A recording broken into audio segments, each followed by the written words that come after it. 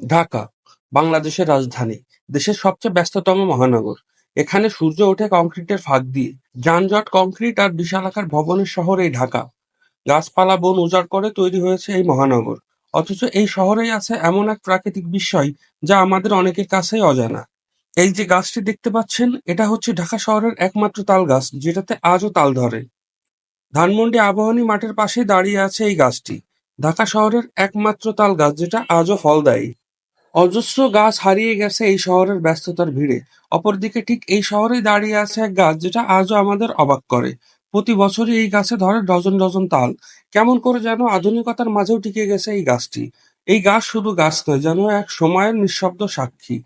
একটা সময় ছিল যখন ঢাকাতে অজস্র তাল গাছ ছিল, সময়ের ব্যবধানে একে একে হারিয়ে গেছে সেই গাছগুলো।